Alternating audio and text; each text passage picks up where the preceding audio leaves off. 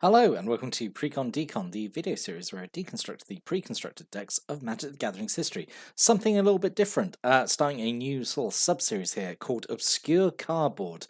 What is Obscure Cardboard? It is where I take a look at the weird old box sets and products that Magic the Gathering has had over its very long lifespan. So, we all know intro decks, we all know theme decks. I've done a few videos on those. I don't know if you've seen those. But also we know the more kind of well-known products like dual decks.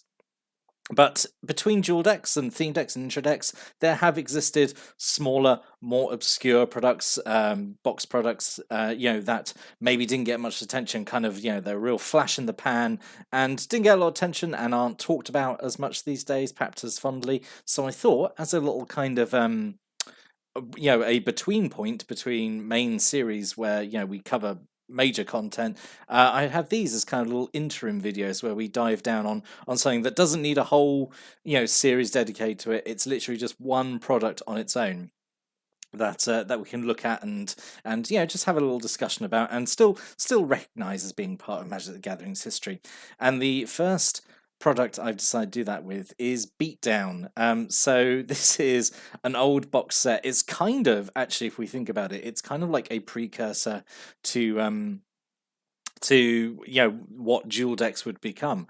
It was a box set that came with two pre-made decks, 61 card decks, I think, and a bunch of other like I think like a rules pamphlet and some other stuff. And the intent was that you and a friend would split the contents and play the decks in there against one another. So Beatdown came out late 2000, in between Invasion and Plane Shift. I actually remember it being advertised in or seeing an advert for it in a magazine. I think a copy of Inquest or something, where it was advertised with the most 90s language ever of just like, oh, the Beatdown box set is full of like badass creatures ready for an epic rumble of strength where nothing will be left standing, like described in the most like overhyped language possible. And when we see the contents of the box, you'll realize how kind of silly that was. But yeah, so it came out then. So it's not really using cards from Invasion, because obviously that it came out just a month after, but it is drawing from sort of like Urza's Tempest block, Mirage block. It's drawing cards from all those, and like 6th edition and stuff. So there's no particular, it's not confined to a particular set or anything, kind of like dual decks have been. It's kind of picked the most like thematic cards throughout Magic's history to put in here. So this was a shot of the contents of the boxes. Say here came with the two decks in their deck boxes. I think some rule stuff. I think came with a poster of this like Singir Vampire and Urnam Jin art. A couple of dice for life, and probably just again like a rules pamphlet or tips how to play the decks. Like they're very, very straightforward decks. I don't know how how in depth it could have gone, but it was a real proper little, almost like a gift set essentially. And it would have been, and seeing as it came out sort of late in the year, this would have been nice, I think, to get this for as a Christmas gift for a young Magic the Gathering fan. But let's dive in and look at the actual contents of these decks and see if it really lives up to the term Beatdown. So the first deck is called Aerodoom, which is a blue and black, basically like it's a Skies deck. So we've got the deck list here. So kind of this is the theme we're going to see with like these obscure products, is that basically all the decks are singletons. So you've kind of got like this, I guess, like a mini commander feel from it. Really high variance to the decks, which means this video is going to be pretty long as we go through all these cards. I'm going to try and zip through them as quickly as possible. I'm not going to dive as deep into them as normally. A lot of these cards are older cards as well, so they're basically not as complicated. So we don't have to talk about them mechanically as much, but I will probably have some nostalgia. I am doing this, as usual, completely unscripted, and we'll just see where it goes. We've got a mana curve off to the side there. So yeah, it is basically like a blue-black Skies control deck, which I immediately feel was not maybe the best choice for like this deck, where you probably want to like a lot of creature combat when this deck is kind of full of evasion, and considering the other deck is red-green without many ways of dealing with flyers. Not sure if it was the best choice, but we'll get into it and we'll take a look at it and we'll see what we think. So both these decks came with, actually, and we'll see this in dual decks as well, a alternate art foil as a face card, and we'll see that in dual decks where like the face card's got alternate art and foils to serve as, essentially a way of promoting someone to buy it. So the Aerodooms decks was this alternate art foil Sengir Vampire. And Sengir Vampire is an absolute classic. 3 and double black for a 4/4 flyer. Whenever a creature dealt damage by Sengir Vampire, this turn is put into a graveyard, it gets a +1/+1 counter. Yep. So that was like kind of the face of the deck, and it showed up in all the marketing stuff, like in that poster and the artwork on the box and stuff. So yeah, it was meant to be the face of the deck. So in terms of other cards, we've got a single Fallen Angel, 3 and double black for a 3/3 flyer. You can sacrifice a creature to give it a +2/+1 to end turn. Honestly, probably like one of the win conditions of the deck, because say the red-green deck does not have a lot of ways of dealing with flying. So there is a very real chance that the angel just eats everything you've got and just becomes a massive flyer, and which the other deck can't really deal with. So I'd say Fallen Angel is probably one of the main win conditions. You'll notice as well that all these cards have their own expansion symbol. Again, like something that we're going to see in dual decks as well, where they get their own expansion symbol. And it does mean that some cards that normally didn't have a coloured expansion symbol to show their rarity now have it, which is, I don't know if that's interesting or not, but it's something, and it's something that marks out as being like they were specific to this product. So really, this Beatdown box really did lay the groundwork for a lot of things that we're going to see in the later dual decks. Right, so then we've got a single Leviathan, this absolute classic big blue beastie. So 5 and quadruple blue for a 10/10 with trample, and just it just makes me laugh at how old cards were designed. So it comes into play tapped, doesn't untap during untap step. You have to sacrifice 2 islands at the beginning of your upkeep, and if you do, then you get to untap it, and it can't attack unless you sacrifice 2 islands. So obviously it's a big 10/10 trample, right? But yeah, you have to like destroy. You have to sacrifice 4 lands to even get to swing with it once. I don't think there's a way of untapping it. I don't think there's like a twiddle effect in here or anything to give it a free untap. Obviously, in an ideal world, you only need to swing with it once, right? Because this is a time in Magic where being a 10/10 with trample is like that's like the peak of power. There's not really much that could deal with this, but it just makes me laugh that like, I don't know, the way that old cards were designed, like it's not enough to give it like a really high mana cost, which is obviously like a big investment. It's not going to come down late game, but also like tack on like all these drawbacks because apart from it having trample, like the rest of its text box is drawback, and like we saw that a lot with old big creatures where you have to like keep paying mana to keep them around, or you have to sacrifice stuff to make them say be able to do anything. So yeah, it's just a really funny, charming look back at how big creatures used to be. I don't know, treated with a sort of like, not like, I don't know, not respect. Respect's the wrong word, but like treated with a kind of wariness, I guess, in terms of design. Anyway, enough talking about Leviathan. So we've got a single Blizzard Elemental, 5 and double blue. We're going to have a single one of all these cards, obviously. 5 and double blue for a 5/5 flyer, and you pay 3 and a blue to untap it. And I just think it's so charming. This is what used to be considered a rare. I suppose, yeah, having a repeat untap ability is nice. Obviously, it's essentially giving it pseudo vigilance, or you had a way to give it some sort of tap ability, but. Man, like it's so charming, isn't it, to look back and be like, 7 mana of a 5/5 flyer. It was rare worthy, It's just it was a simpler time. We got Mahamoti Jin, this absolute classic as well, 4 and W for a 5/6 flyer. Yep, and a single Clockwork Avian, which is actually misprinted because it should have flying and it doesn't have it on the text box. So Clockwork Avian is just a bad card. So it's 5 mana for a 0/4, but it does come from this time when basically artifact creatures were just bad, I guess, under the philosophy that like, they could go into any deck, so we can't make them too good, I suppose was the thinking. But anyway, yeah. 5 mana for a 0/4 comes into play with 4 +1/+0 counters on it. It can't have more than 4 +1/+0 counters on it. You can't overwind it. End of combat, if it basically did anything, you remove a counter from it, and you pay X and tap to put the counters like back on it, but only during your upkeep. So again, like the fact this was rare is like so like charming to me. But yeah, I mean, I think even at the time, not considered a good card. Like it's just basically worse than like Air Elemental, isn't it? But yeah, it's just a a good look back into how artifact creatures were designed and kind of what was considered like too strong, maybe. I don't know. And then, we've got a bunch of flyers because that's the name of the deck. So we've got Air Elemental, we've got Cloud Djinn and Cloud Elemental. These have both got high flying, so they can only block creatures with flying, which there are actually a few flying creatures in the red-green deck from what I remember. I think there's a Shivan Dragon, so these would have had something to do. But for the most part, they're just being big flyers. I mean, I would argue Cloud Djinn is better than is better than the Clockwork Avian. Air Elemental is already better than it anyway, and Cloud Djinn is, even stronger, even with that restriction. So, these also would have been, like part of your win condition. Just have really big flyers. That I say the red green deck didn't really have many ways to deal with them.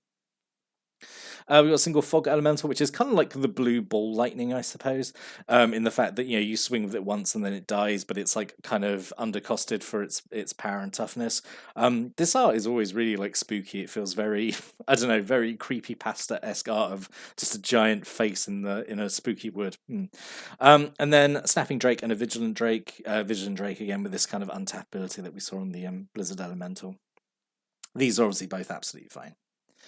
And then a single Wayward Soul, 2 and double blue for a 3/2 with flying, and you can spend 1 blue to put it back on top owner's library, so it can dodge removal. And obviously, the red-green deck does have a few ways of removal. It also serves as a good chump blocker. Throw it in the way of something and bounce it before it dies to damage. So those are all options. This is a time, obviously, when combat damage was using the stack. So this actually would have been pretty good to block, put 3 damage onto something, and then bounce itself back. So this is this is a card that got worse when they made that rules change that combat damage didn't use the stack anymore. So at the time, this I think would have been actually pretty good. So we've got a Feral Shadow in black. It's just a 2/1 flyer. A Skittering Scourge. Really actually nicely priced at double black for a 3/2 flyer, but with this really huge drawback of whenever you play a creature spell, you sacrifice it. But, it is a pretty decent flyer for, only 2 mana, which is, I think, pretty solid, actually. We've got a single Killer Whale, which on a honorary flyer, I suppose. 3 and double blue for 3/5, and you pay 1 blue to give it flying till end turn. The ability that only makes sense because of the artwork. If it was literally any other artwork of a Killer Whale, the ability would make no sense. So I always think that's funny. And a single Giant Crab. I used to quite like this card, where I remember. I think maybe just because of the ability being sort of okay, 4 and a blue for 3/3, and you spend 1 blue and essentially give it Shroud until end of turn, which I always thought was really powerful. But then I don't know why anyone would be targeting the Giant Crab with something anyway. It's not like the most threatening of creatures. We've got a lovely Gravedigger. He's showing up here to return creatures back from our graveyard to our hand. We love Gravedigger, absolute staple of the channel, up there with Air Elemental and Master Decoy. A single Hollow Dogs, 4 and a black for 3/3. Whenever it attacks, it gets +2/+0 for end turn. So we do have some creatures on the ground. Not everything is flying. So the red green deck does have some ways of interacting with us in the combat phase, but not many. And Hollow Dogs is sort of okay. A single Skittering Horror, so this follows the same as the Scourge. So it's kind of underpriced for what it is. Like 4/3 for 3 is obviously like pretty good at the time, but it has the same drawback when you play a creature spell, it gets sacrificed. And a single Tar Pit Warrior, which again it's just very representative of like black creatures at the time, where they're undercosted and like have pretty good stats, but they have these absolutely horrible drawbacks. So this actually kind of has like what would become like the Blue Illusion ability. When it becomes targeted by something, it just dies. So that's just fun to see. So what we see here in the Aerodoom deck, we've got a bunch of kind of flying creatures and some more kind of like fragile, undercosted stuff on the ground, I suppose.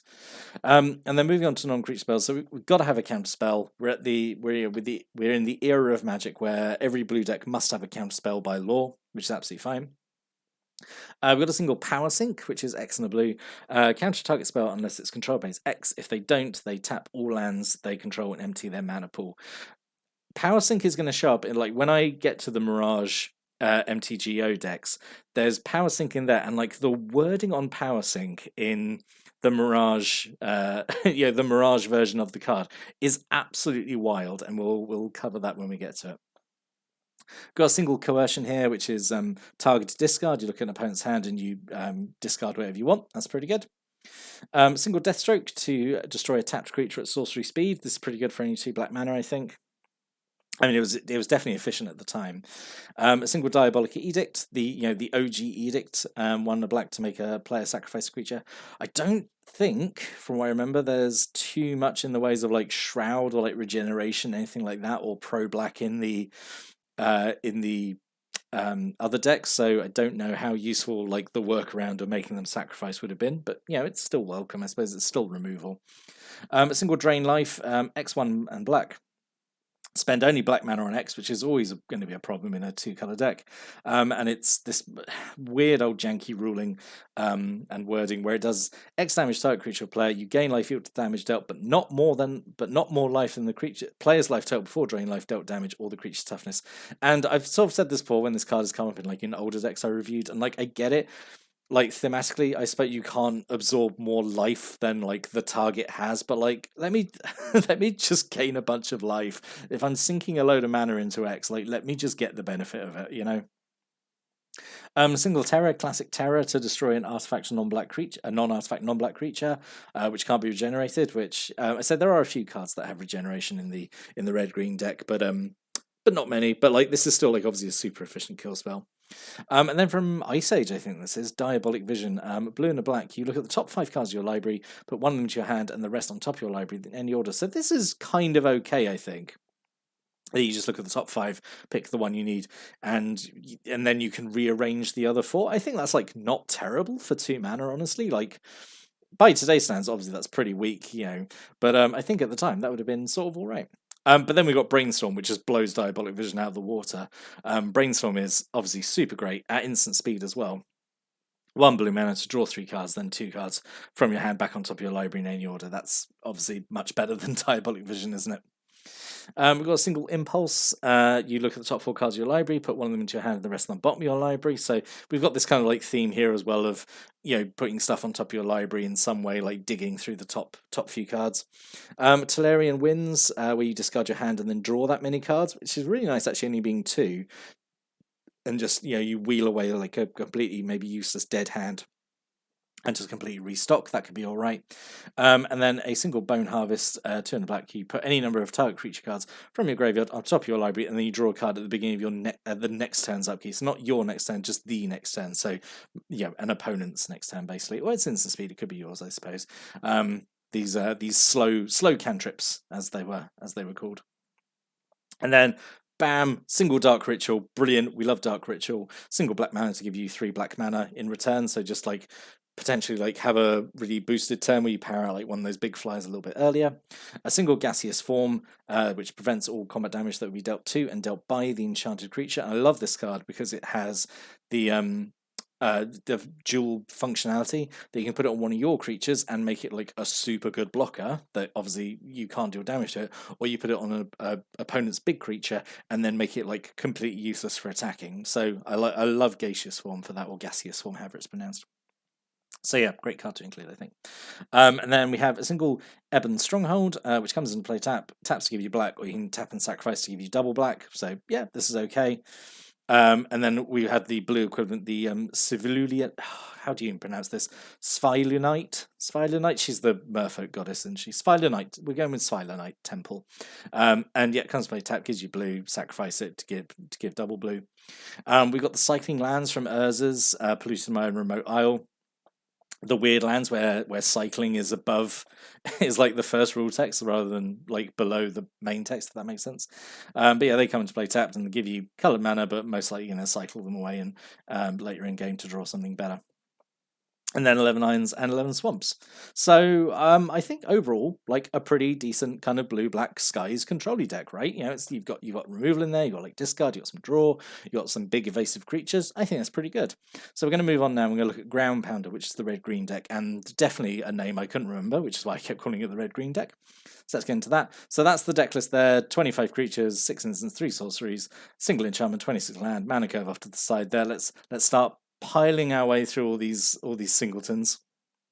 So the face card for this one was Urnam Jin, which is a reprint from all the way back in Arabian Nights. So 3 and a green for a 4/5, which was like incredibly good stats at the time. But at the beginning of your upkeep, you have to give a non-wall creature an opponent controls forest walk until your next upkeep, where you basically make it unblockable for a turn. Now you could, I don't think this actually matters so much in this deck because the other deck's got so many flyers. You could just give Forest Walk to one of those. Like, chances are you weren't able to block it anyway, so it doesn't really matter. So in that regard, I think it's okay. It's not like such a huge drawback if you were playing these decks against each other. And obviously, it's really efficiently costed, like, for the time. Like, it's a big 4/5 beta. So yeah, it's fine. We've got a single Force of Nature, which is a real classic. I think it's from Alpha. So 2 and quadruple green for an 8/8 with trample, and it's kind of like Leviathan that you've got to do homework to keep it around. At the beginning of your upkeep, it does 8 damage to you unless you pay quadruple green. The casual classic combo back in the day was just to give it Spirit Link, and then it never did any damage to you, so it was fine. We've also got a Balduvian Horde, 2 and double red for a 5/5. You have to sacrifice it unless you discard a card at random from your hand when you play it, which is like not wonderful, but like it's like this is the best red had kind of at the time, in terms of like big creatures. It's still like a 5/5 for 4 mana, I suppose, isn't it? It's like it's not completely awful, but it's still like not great. Single Ball Lightning with new. I think this is exclusive art for this set actually. So triple red, which is a bit of a pain in a 2-color deck. 6/1 trample and haste, and end of turn sacrifice it. So yeah, you just get one big swing with it and then it dies. Shivan Dragon, classic Shivan Dragon. One of the few flies I think in the deck. Actually, I think maybe the only one. Thinking about it, yeah. We all know what Shivan Dragon is. 4 and double red, 5/5 flying, fire breathing. Yep, classic. Can actually kind of overpower pretty much any other flyer in the other deck. And then because the other deck had Clockwork Avian, this one's got Clockwork Beast. This is new art, I think, because I remember the original art on it being like really weird. It looks like some sort of weird like bear or something. It's super weird if you look it up. But anyway, very similar to Clockwork Avian. It has the same sort of like clockwork ability. It's 6 mana, comes in with 7 counters. Can't have more than 7 counters on it. It loses a counter if it attacks or blocks, and then it's got the ability where you pay X and tap it, and you essentially rewind it, put some counters back on it. It's okay. I mean, actually, it's 7/4 for 6 mana. Not terrible for an artifact creature at the time, I would say, actually.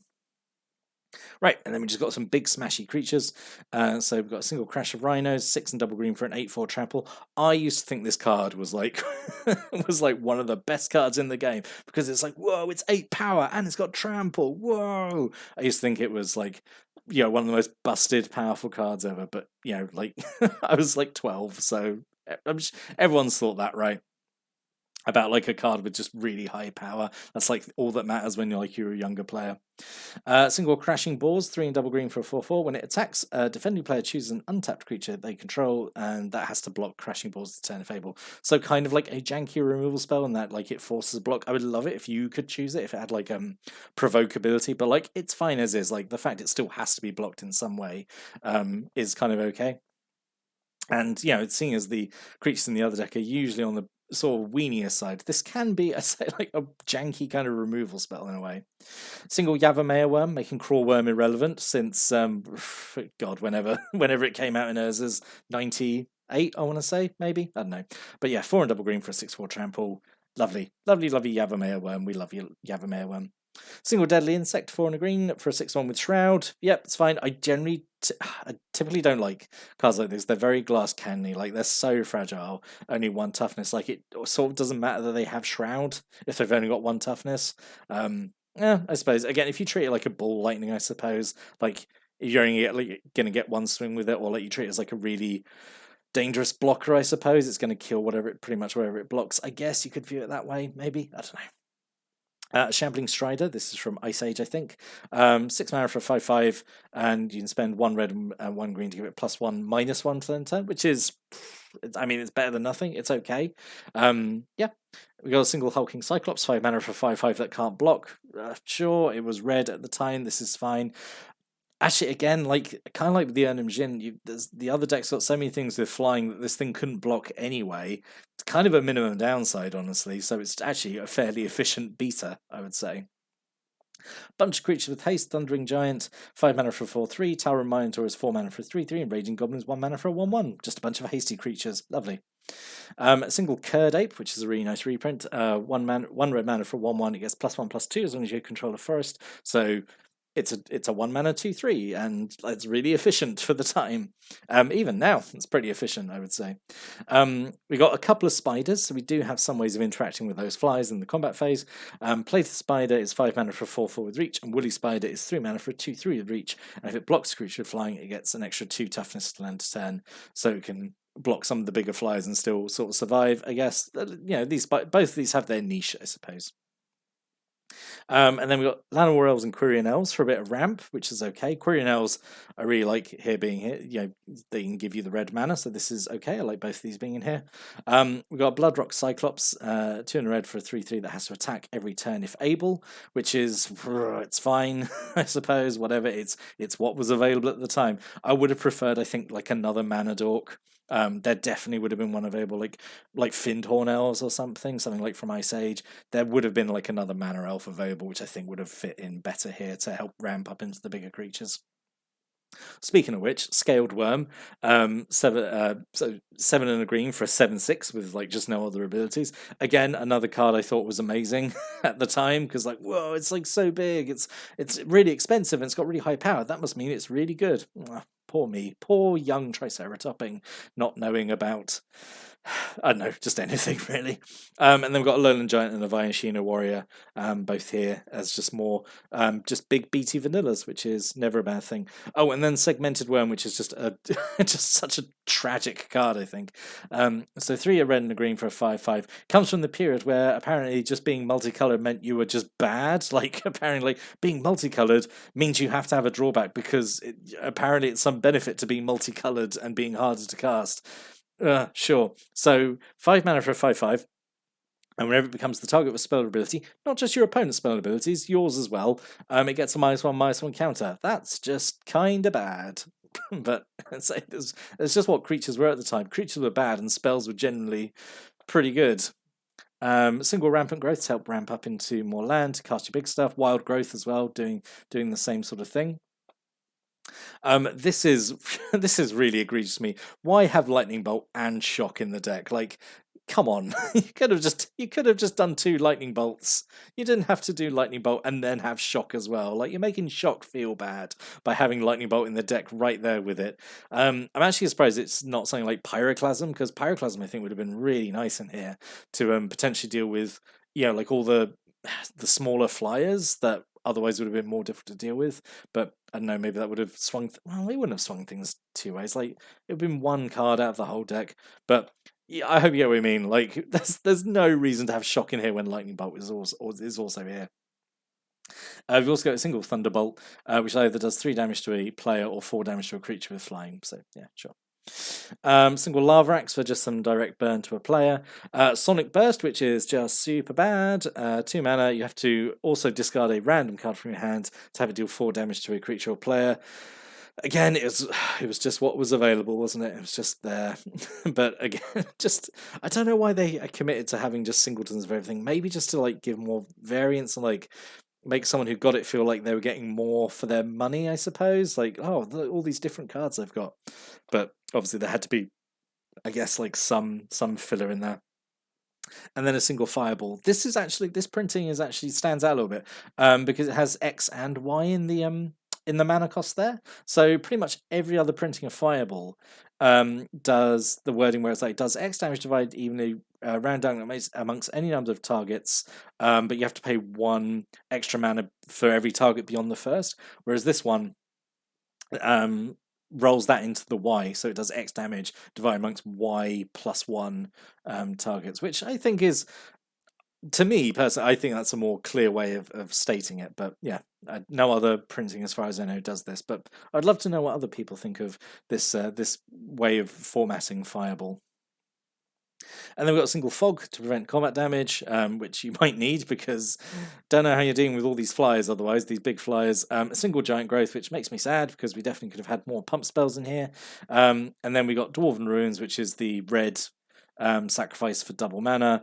Havenwood Battleground, which is the green sacrifice double mana. Slippery Cast and Smouldering Crater with the 2 cycling lands. And then we got 11 Forests and 11 Mountains.